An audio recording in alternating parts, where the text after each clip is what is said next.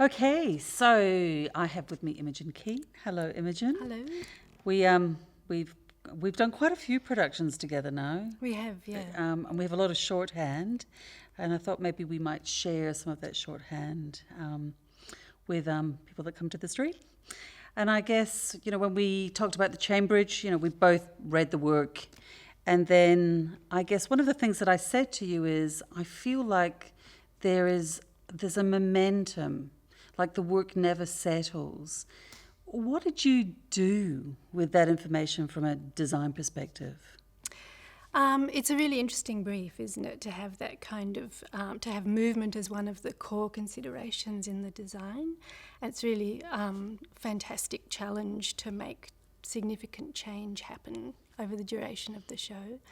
I think what was really helpful in forming the kind of movement that gave a sense of momentum was talking about hinging in reference to books and using that motif of a book to really inform how things changed. So, yeah, that idea of flux. Yeah. And also, the zips, zipping and unzipping, and open and closed characters, and where the secrets are, what we see, what we don't see. Yeah. It was That open and closed in particular, negative and positive, dark and light. Yeah.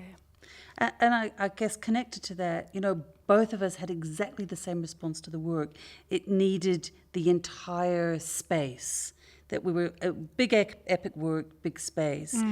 How did you take that big empty box that is Street One and start to fill it with elements that are written into the text of the work? Well, I suppose it needed to have a structure that was a foil for all the change. So it needed to have something fixed, like an axis for something that turns. So, I mean, I love that space in its bare state. I love seeing the bricks and seeing the architecture, the shape of the walls, seeing the lighting bars. So bringing that to life was part of it. And then introducing linear elements that frame different aspects of the work. And that frame is fixed. And we see different pockets of it, and we see different times and places emerge out of those pockets of framed space. And we're using the full depth. And we're also going outside of its walls, so going through doorways and out into spaces beyond the theatre and, opening doors.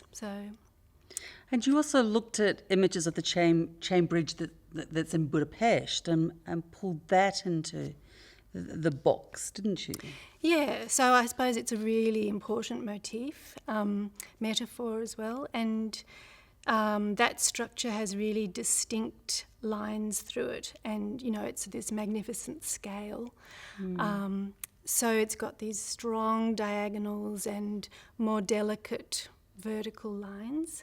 So drawing those aspects of the bridge in such a way that you kind of get a sense of the bridge without it being too literal. You get a sense of, maybe Europe and those kinds of materials of stone and metal by clustering those drawn lines. But we also started off with books, didn't we? Because there are lots of books in the play and they get thrown around and there are rivers of books. And we started with going, well, what do we do? Are all the walls lined with books? How did you sort of start to strip that back? I think it became clear that it was really important that the books weren't just still, and if once we start lining the walls with them, there's something really static about that. They needed to be used by the actors to change the space and to be used to tell the stories.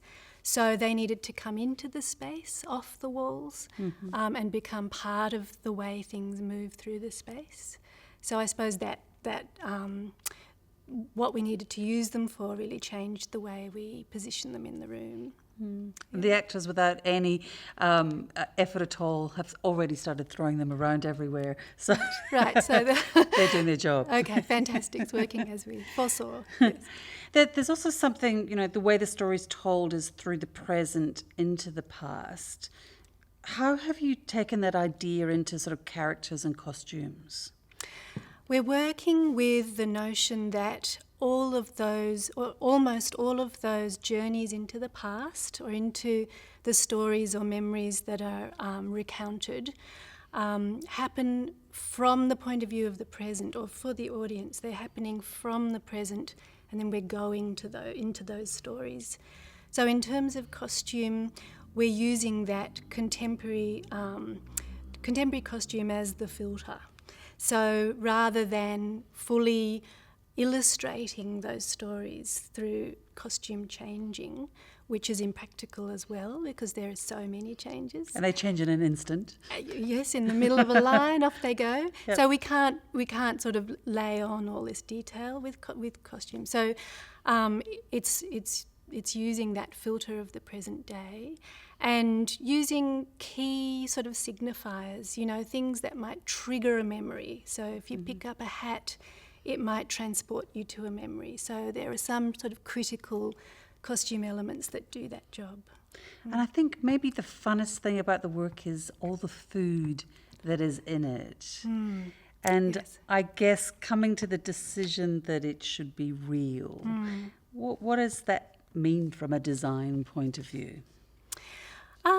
I think it absolutely has to be real. I don't think there was. There was no question, was there? Not really. No. Yeah. We were like, well, there's fish soup and there's cabbage rolls and there's salt and they eat it and there's wine. Yeah. Yeah.